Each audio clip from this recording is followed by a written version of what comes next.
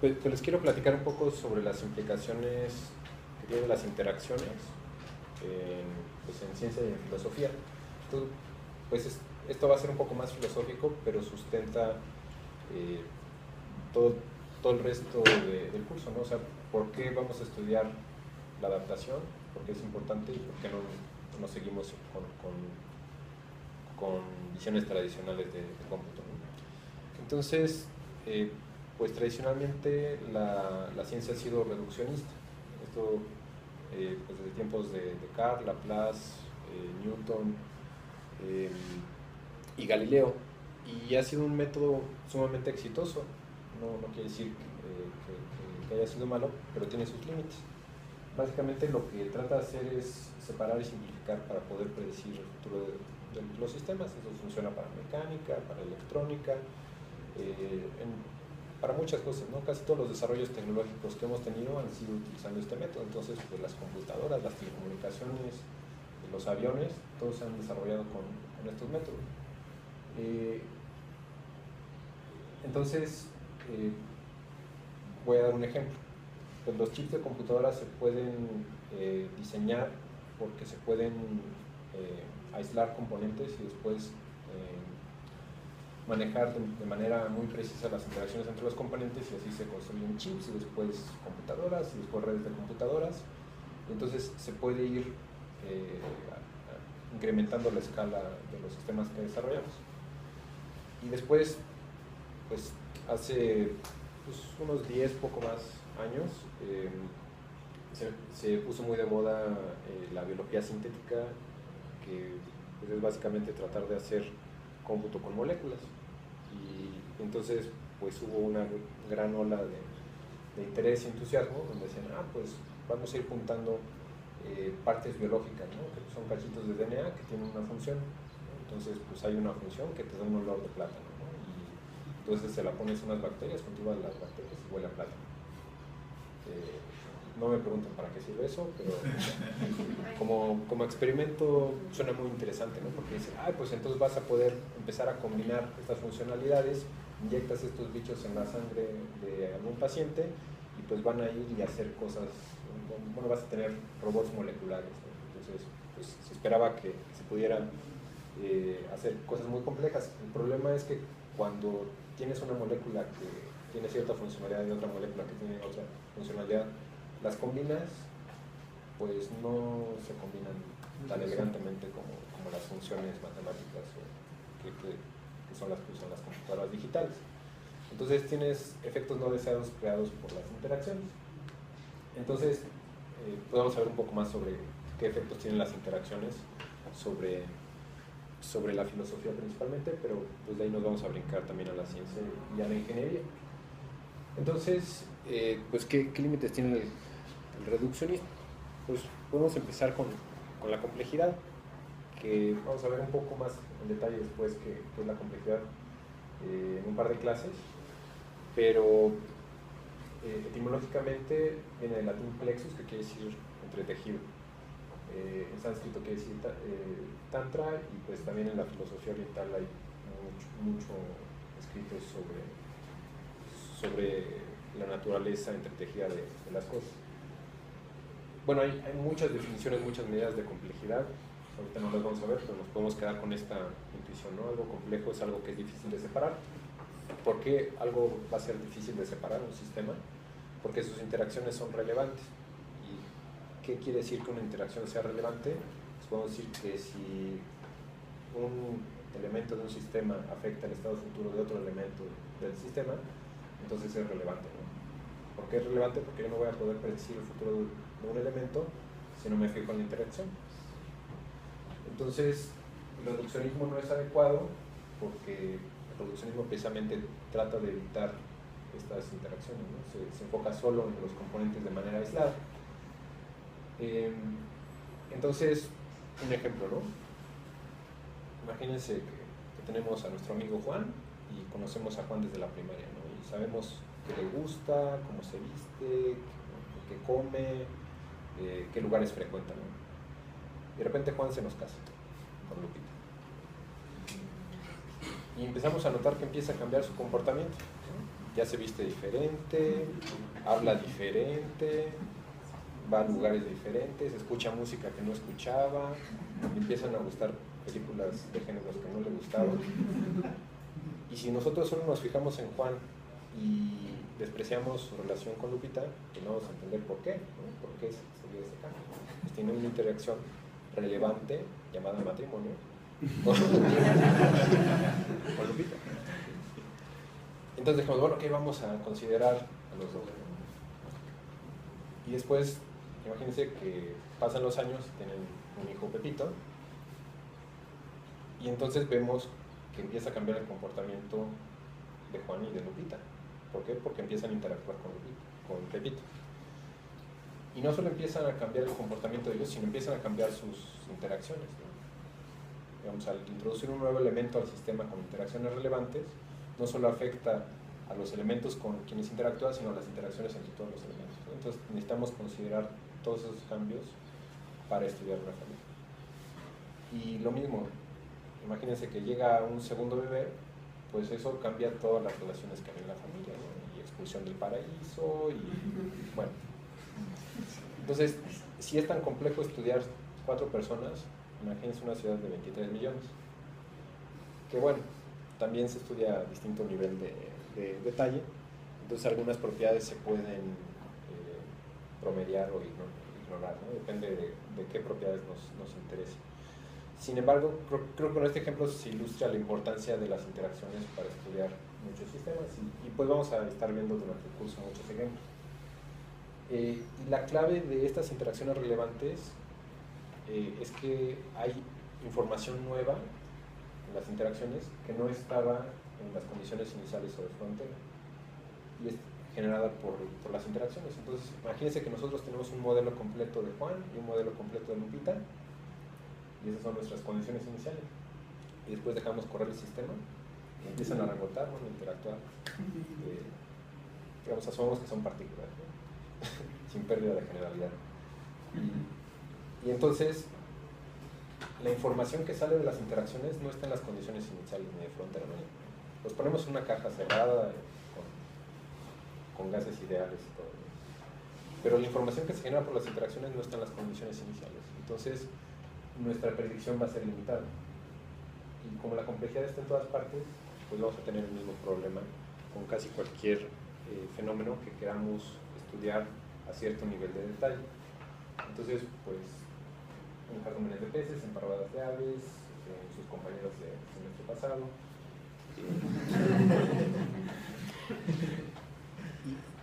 Y bueno, entonces, lo que les quiero decir es que la complejidad es relevante y es esencial considerarla para estudiar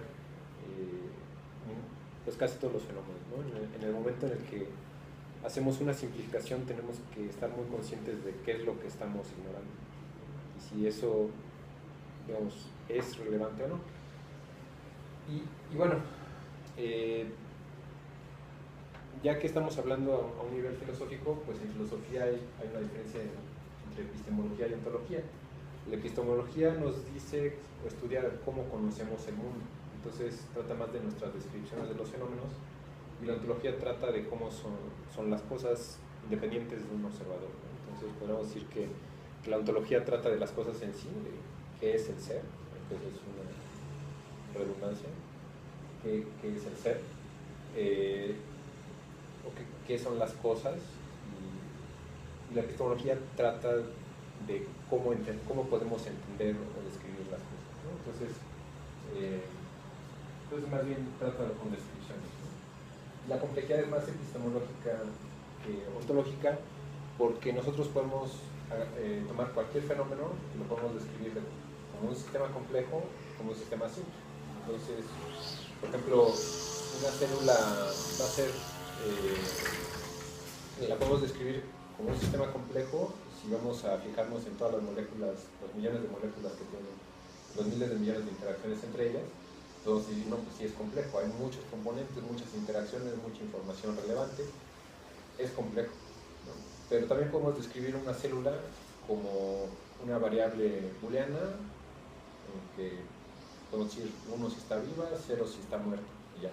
Entonces, pues ahí va a decir, no es complejo, bueno, la descripción no es compleja.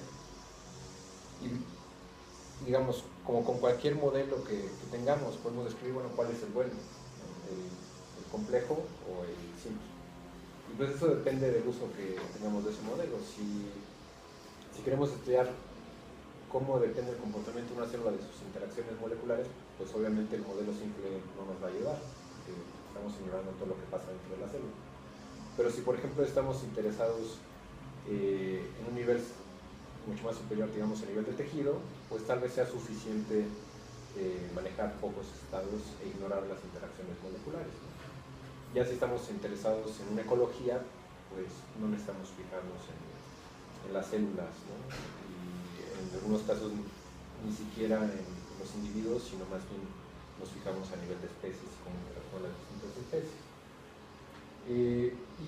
Pero podemos decir que hasta la ontología es epistemológica, porque cuando yo digo, algo es así independientemente de un observador, pues en el momento en el que yo lo digo, pues ya es una descripción de la cosa en sí.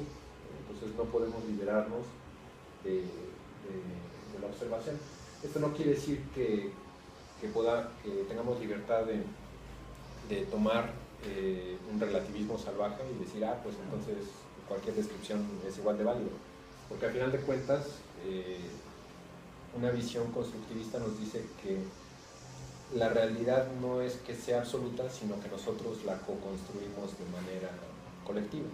Entonces, por eso se llama constructivismo, porque nosotros nos ponemos de acuerdo en qué descripciones del mundo son más útiles, más apropiadas en distintos contextos, pero lo que es muy claro es que no va a haber una, no hay la verdad, no hay una descripción correcta de los fenómenos y todas las demás están mal.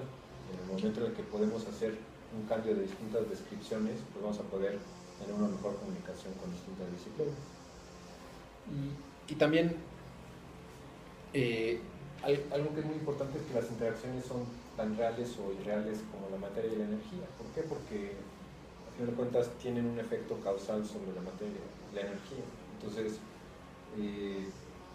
ahorita vamos a ver un poco más detalle cuando veamos materialismo, en esta misma clase. Pero podemos ver a la información como una epistemología alternativa. Entonces, ¿qué implicaciones tiene que consideremos a las interacciones como algo real? No sé qué es la realidad, ni cómo definir que algo es real y que algo no es real, pero digamos, ponerlo en el mismo nivel que materia y energía. Entonces, pues para empezar, no podemos tener reduccionismo, porque no podemos describir completamente los fenómenos si los estudiamos de manera aislada. Porque el reduccionismo nos dice que todo puede describirse a partir de sus partes. Entonces, pues solo necesitamos describir, por ejemplo, la física de partículas de un sistema y eso nos va a poder, o sea, seguimos las ecuaciones de la física y vamos a poder llegar a Hamlet. Pues no. No se puede, precisamente porque cada nivel se genera información nueva, leyes nuevas, regularidades nuevas, que no dependen de los niveles anteriores, no solo eso, sino que no se pueden predecir, son contingentes. Que bueno, nos podemos meter en una discusión más adelante sobre la evolución, ¿no? Si la evolución es predecible o no. Y pues bueno, esto ya nos dice que no. Pero ¿qué es? Bueno, pues hay muchos trabajos muy interesantes que exploran estas cuestiones, especialmente por ejemplo de la evolución biológica, que también nos sirve para evolución artificial. ¿Por qué? Porque si las cosas no están predeterminadas, nuestros sistemas que nosotros construyamos también pueden ser creativos. Entonces, eso es algo interesante. ¿Por qué? Porque están produciendo información nueva por medio de sus interacciones. Entonces, si esa información nueva, podemos decir, pues el sistema es creativo, ¿no? Está creando soluciones nuevas que nosotros no pusimos ahí. Esto se llama emergencia, vamos a ver más en detalle cómo podemos formalizarlo, y también nos lleva a una irreducibilidad computacional que vamos a ver también más adelante. Si tienes un sistema complejo, social, natural, pero a la hora de hacer tu modelación, tienes un conjunto de ecuaciones. Ese es un tipo de reducción. Bueno, es diferente simplificación, que es necesaria para poder hacer cualquier modelo, y el reduccionismo, que es un tipo de simplificación donde ignoras las interacciones. Entonces, ¿eso es una simplificación? Sí. Sí, o sea, simplificación quiere decir que ignoras detalles que tú consideras que no son relevantes o que no son importantes para el nivel de descripción que te interesa y para un propósito en particular. Y ya teniendo un sistema de ecuaciones, la finalidad sería tratar de, o sea, reproducir el comportamiento del sistema original. Sí.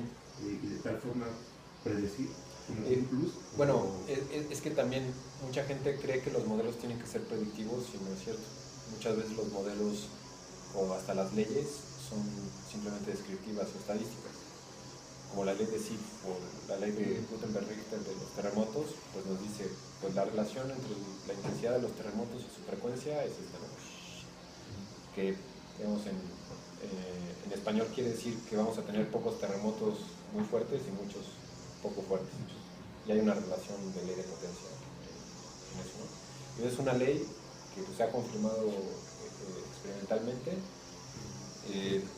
pero no es predictiva porque no te dice ni cuándo ni de qué intensidad va a ser el siguiente.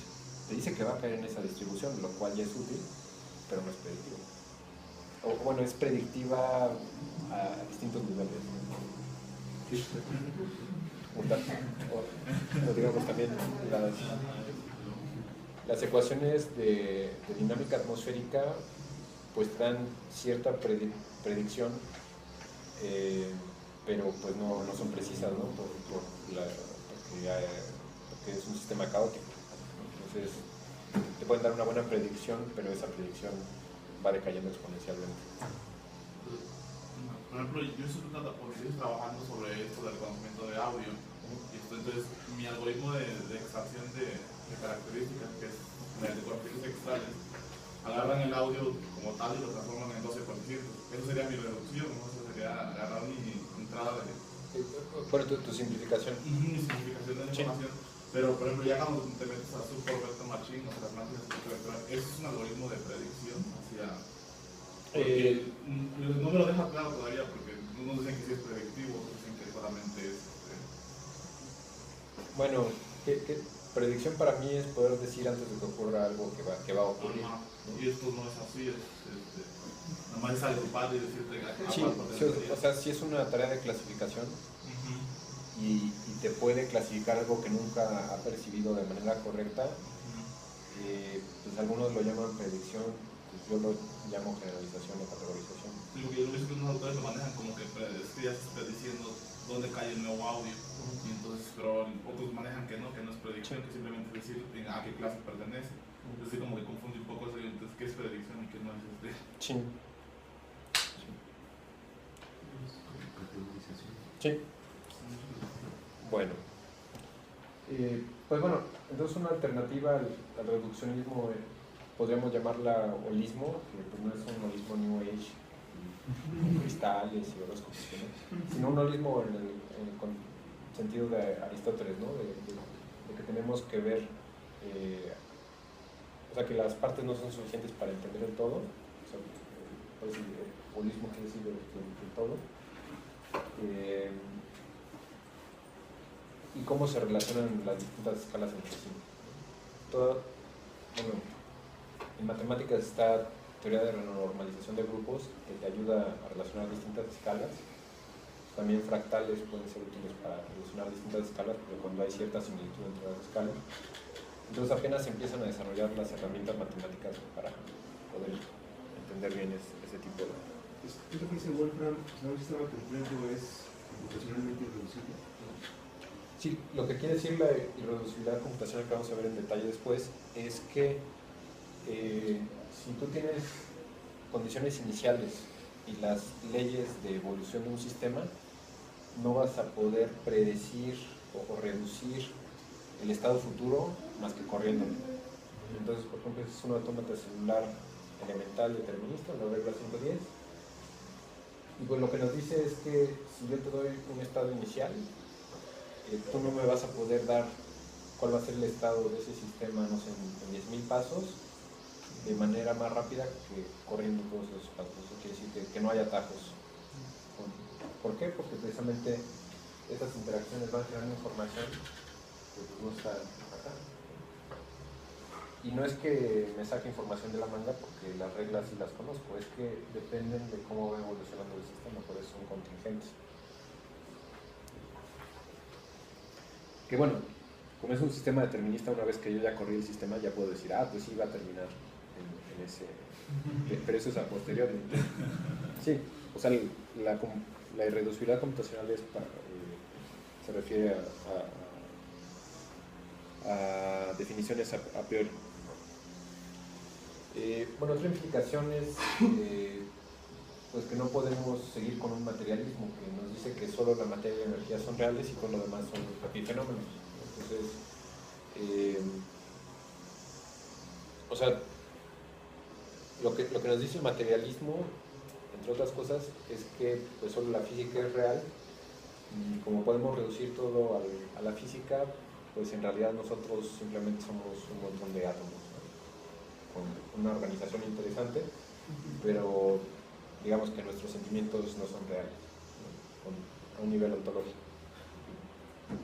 Y así como que intuitivamente no convence, ¿no? Pero a final de cuentas, o sea, aparte de que nos pueda, digamos, parecer un poco radical esta visión, necesariamente vamos a caer en un dualismo, porque no podemos describir significado en términos de materia y de energía. Y significado no necesitamos de un lenguaje complejo y, digamos, diccionarios donde nos dice el significado de las palabras. Una bacteria también tiene significado cuando su comportamiento depende de su entorno, ¿no? Entonces, por ejemplo, las bacterias, si detectan que están en un medio ambiente tóxico, nadan en la dirección opuesta al gradiente de toxicidad. Entonces, pues, tiene un significado las señales que tienen, ¿no? Y no tienen sistema nervioso, pero pues ahí tienen moléculas que les ayudan a procesar información, otras moléculas motoras, ahí tienen unas arquitecturas muy interesantes que también les sirven para, por ejemplo, acercarse a fuentes de comida, ¿no? Detectan un gradiente de glucosa, empiezan a nadar ascendiendo en el gradiente y así es como encuentran comida.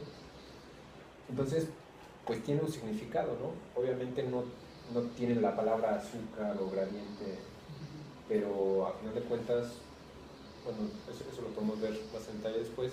Siguiendo a Wittgenstein, pues el significado de los signos o de los símbolos está determinado por el uso que se les da de ellos, ¿no? Entonces, pues recibe cierta concentración en sus distintos receptores y eso tiene un efecto en su comportamiento. Entonces nosotros como observadores de la bacteria que está observando su entorno podemos decir, quiere decir comida. Y bueno, no sé, ¿ustedes creen que el dinero es real o no? Lo dicen filosóficamente hablando. Bueno, para no meternos con el problema de qué es la realidad, cambiemos la pregunta. ¿El dinero tiene un efecto en la materia y en la energía? Por ejemplo.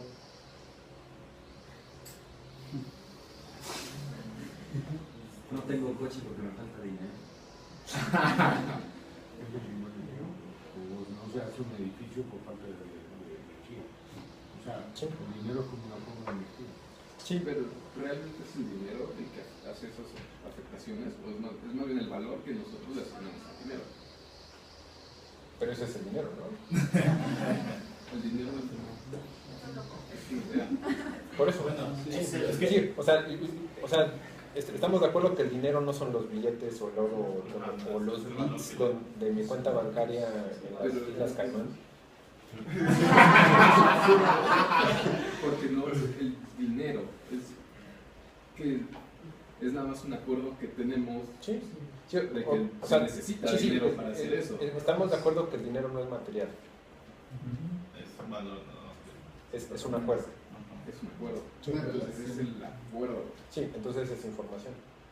Pero le damos poder. Sí. Entonces, lo que estoy queriendo usar con este ejemplo es que algo no material tiene un efecto causal sobre la materia. Muy buen ejemplo es que ese dinero también está respaldado por reservas de oro en el Banco Central. O sea, tiene un efecto material en la tonelada de oro que tiene el banco. Pero al final de cuentas ese es un acuerdo, ¿no? Porque pues las culturas prehispánicas utilizaban las semillas de cacao como moneda y pues a nosotros pues ya. Y bueno, si los alquimistas modernos tuviesen éxito para producir oro, pues ya sería... que no es que no puedan producir oro, sino que es más caro que sacarlo de las minas de África. Yo digo también que un ejemplo drástico sería que, por ejemplo, también el dinero está sobrevalorado. O sea, por ejemplo, este es el efecto de que, como dice, en los bancos a veces hay oro, pero es una cierta cantidad de oro y en el circulando hay más dinero Sí. de lo que hay Bueno, físicamente. en las casas de bolsa no hay nada respaldado. Ahí es pura especulación. Entonces sí está afectando la materia. Sí. Porque, pues, Bueno, este edificio físicamente no pudo haber sido construido si no hubiese sido por el dinero, ¿no? Por acuerdo de contrato de que yo te doy esto, que no existe, o sea, no es algo material, bueno, no existe de acuerdo al materialismo, a cambio de tu trabajo para transformar la materia y la energía, ¿no? Entonces, bueno, espero que estén de acuerdo a que sí, algo como el dinero que no es material ni energético tiene un efecto causal sobre la materia y la energía. Entonces, pues no es suficiente para describir una buena parte de nuestro mundo, solo la materia y la energía. Ya no digamos las leyes de la física, ¿no? Que en la física misma al parecer los físicos que han intentado no han podido ni siquiera reducir las ecuaciones de Navier-Stokes que describen dinámica de fluidos a mecánica clásica. O sea, porque en dinámica de fluidos tienen muchas más interacciones y eso no se ha podido reducir a las leyes de Newton. Entonces, ya no digamos biología o economía, bueno. Entonces, como alternativa podemos utilizar información para describir tanto materia y energía como información, que eso lo vamos a ver aparte en otra clase. Bueno, otra implicación es pues la falta de previsibilidad. Una presuposición de la ciencia clásica es que el mundo es predecible y por lo tanto controlable, y nuestro deber es subyugar a la naturaleza para nuestros propios fines. Bueno, eso se creía a principios del siglo XX. Y ahorita, pues precisamente la semana pasada estuvo Stuart Kauffman en Cuernavaca y estábamos platicando sobre este tema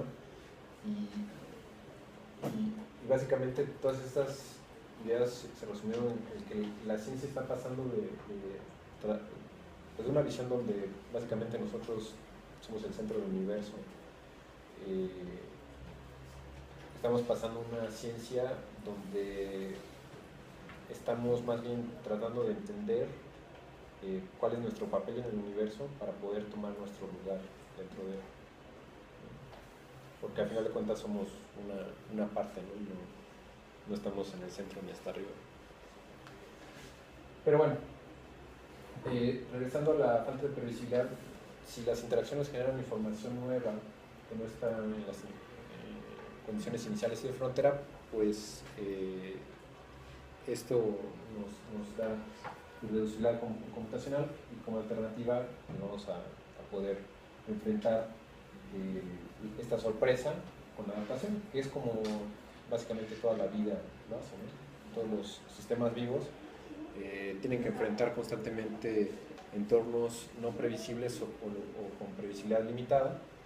Entonces la evolución ha desarrollado distintos métodos de adaptación y nos podemos inspirar en ellos para poder construir sistemas que también puedan adaptarse a cambios no previsibles, lo cual no quiere decir que la predicción no sea útil. O sea, mientras más podemos predecir va a ser mejor, porque nosotros tenemos un sistema, queremos preservar su integridad. Entonces, si podemos predecir cualquier perturbación que afecte la funcionalidad del sistema, pues vamos a poder contrarrestar esas perturbaciones antes de que ocurran. Pero lo que nos dicen las interacciones es que no vamos a poder limitar todas, perdón, no vamos a poder predecir todas. Entonces es mejor, en lugar de asumir que vamos a poder encontrar un modelo que sí nos dé toda esa información, aceptar que la predicción es limitada y preparar el sistema con cierto grado de adaptabilidad para enfrentar todas esas situaciones. Entonces, pues bueno, el curso se va a enfocar mucho en esto, ¿no? En cómo podemos lograr esto. Y bueno, también cómo lo logran los sistemas naturales. Otra implicación de las interacciones es pues que no podemos tener una visión platonista. ¿Sí? De la alternativa que se propone, de los escenarios que se generan, ¿cómo sabríamos cuál es el que tomar como predictividad más adecuada? A ver, no entendí bien la pregunta. Estamos hablando que la adaptación te va a dar la posibilidad de crear ciertos escenarios que puedan ayudar un poco con la predicción. ¿Sí? Ahora, de esos escenarios que se generan, digamos, ¿cuál sería? Pues depende de qué tanta información nueva tengas, ¿no? Si casi no hay información nueva, pues entonces vas a poder predecir más. Si hay mucha información nueva, pues no vas a poder predecir nada. Y de hecho... Yo decía, me refería un poco por las condiciones iniciales, la sensibilidad por las condiciones iniciales. Sí. Sí, o sea, mientras mayor sensibilidad a condiciones iniciales tengas o caos, vas a poder predecir menos. Entonces necesitas adaptarte más. Y de hecho, es lo que vamos a ver más en detalle en una clase, extendiendo la ley de la variabilidad requerida de Ashby, que la propuso en cibernética. Lo que queremos que hagan nuestros sistemas es acoplar su complejidad o su variabilidad a la complejidad o variabilidad del sistema que están tratando de controlar. Entonces, si el sistema que están tratando de controlar cambia mucho, pues el controlador tiene que cambiar mucho. Y si no cambia mucho, pues no necesita cambiar mucho. ¿Y qué tanto puedes predecir? Depende de qué tan predecible es. Si no cambia mucho, pues vas a poder predecir mucho. Y si cambia mucho, casi no vas a poder predecir nada, entonces vas a necesitar mucha más adaptación. Entonces, eso te dice mucho, o sea, al hacer ese análisis, te dice qué tanta adaptación, qué tanta predicción necesitas en tu sistema. Bueno, no solo necesitas, sino puedes, ¿no? Puedes tener. O sea, según el sapo, Sí. ¿Eso qué es? Una parvada de flamingos que casualmente parece un flamingo. Es coincidencia. Parece. Se puede predecir. Sí.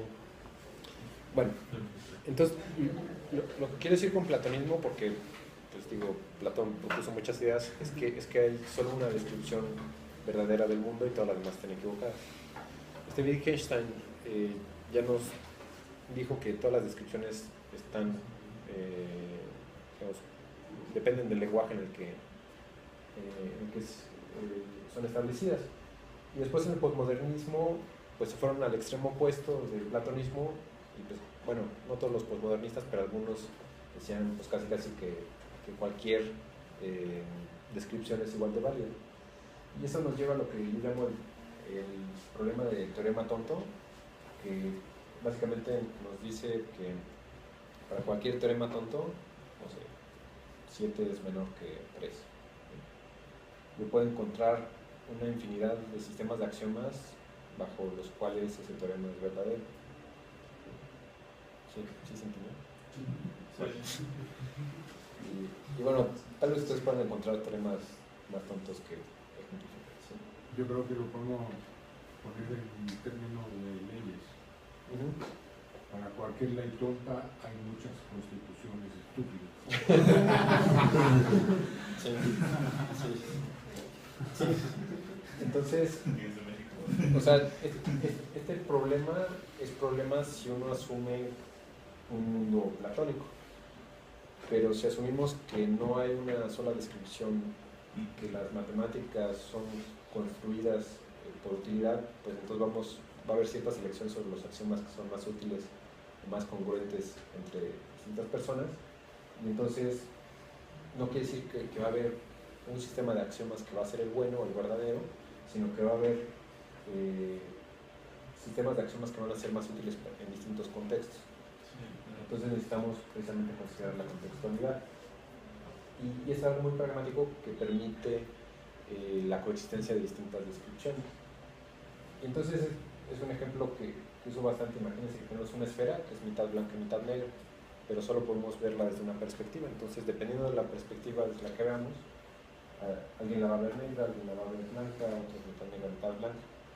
Y después yo les pregunto, ¿de qué color es el círculo? Y pues uno va a decir, es negro, no, es blanco, y nos podemos ir a la guerra.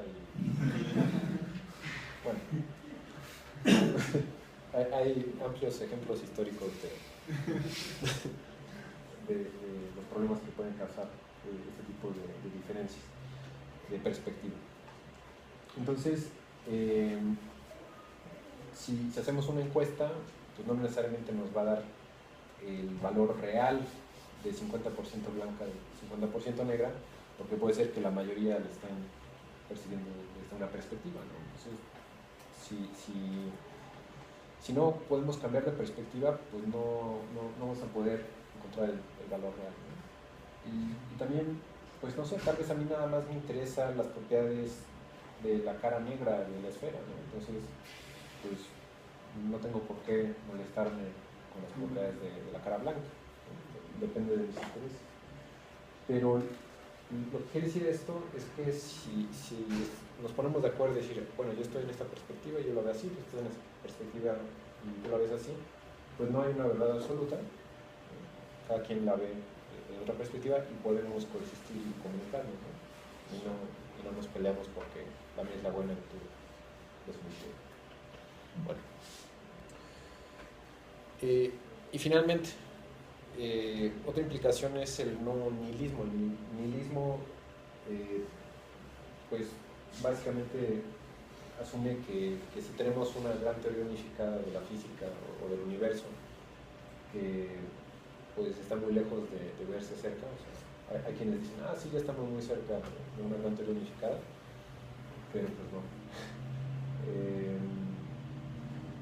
Pero, digamos, suponiendo la visión reduccionista de que todo pudiese explicarse con las leyes de la física, pues entonces la vida y el significado, el libre albedrío y el arte y demás, pues como son epifenómenas, pues no tienen significado y todo lo que yo voy a hacer ya está predeterminado, entonces pues no tiene sentido vivir. Es el nihilismo. ¿Les gusta esa perspectiva?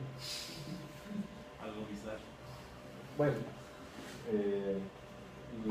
la puso muy de moda este Nietzsche, el filósofo no el grupo. ¿Se conoce el grupo Nietzsche? Bueno.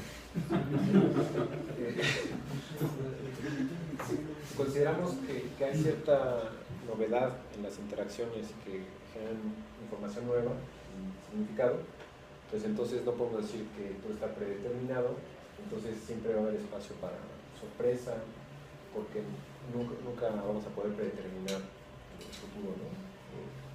Digamos, si no podemos predecir la física, menos la biología y la evolución, pues las historias humanas mucho menos. Entonces siempre vamos a poder encontrar una infinidad de significados en la vida humana y ya el proceso de descubrir el significado es significativo. Entonces, bueno, como alternativa podemos encontrarle significado a casi cualquier cosa, ¿no? Es, de nuevo, cuestión de perspectiva y pues ya ustedes escogen si escogen la nihilista o la significativa. Bueno, entonces, para concluir, el reduccionismo trata de aislar los fenómenos para poder predecir y esto es algo que es muy útil, pero no quiere decir que el mundo sea así. Que al final de cuentas todos esos problemas son precisamente por confundir la epistemología con la ontología. El reduccionismo es una descripción de los fenómenos, pero si no hacemos esa diferencia de mi descripción del mundo y del mundo en sí, o otras maneras de considerar esta diferencia, la diferencia entre el modelo y lo modelado, o también se dice la diferencia entre el mapa y el territorio, pues entonces vamos a caer en todos estos problemas, en estas trampas filosóficas. Y bueno, podemos ver que ningún fenómeno es aislado y que todos relacionado. Que el reduccionismo sea útil no quiere decir que las cosas sean así, ¿no? Es lo mismo, si nosotros nos es útil ver a la esfera desde la perspectiva blanca, no quiere decir que no tenga una cara negra. Y si ignoramos esas interacciones, no quiere decir que no estén ahí. Lo mismo, si ignoramos la cara negra, no quiere decir que no esté ahí. Y también podemos decir que mientras tengamos un entendimiento más amplio de los fenómenos, pues va a haber menos conflictos, ¿no? Porque voy a poder aceptar perspectivas distintas a la mía. Y bueno, también, al final de cuentas, podemos concluir, o bueno, nos lleva a una conclusión de la filosofía budista, que la separación entre el sujeto-objeto y la acción de percibir es artificial. ¿Por qué? Porque nosotros no podemos decir una descripción si no hay un objeto que estamos describiendo. Y no podemos tener eso si no hay la acción de percibir. Y como todos son codependientes, no podemos totalmente separarlos. Entonces, si decimos, bueno, es artificial hacer esa separación, porque no podemos hablar de un sujeto si no es en relación con un objeto y con la acción de percibir, ni de un objeto en relación con un sujeto que está en la acción de percibir, obviamente la acción es distinta de los dos, pues entonces vamos a tener un mejor entendimiento de los fenómenos. Y bueno, si cambiamos nuestra visión del mundo con estas implicaciones, pues vamos a poder ver a los problemas desde una perspectiva distinta, lo cual nos va a permitir proponer soluciones que no se pueden desde una perspectiva reduccionista. ¿Preguntas, comentarios, dudas, quejas?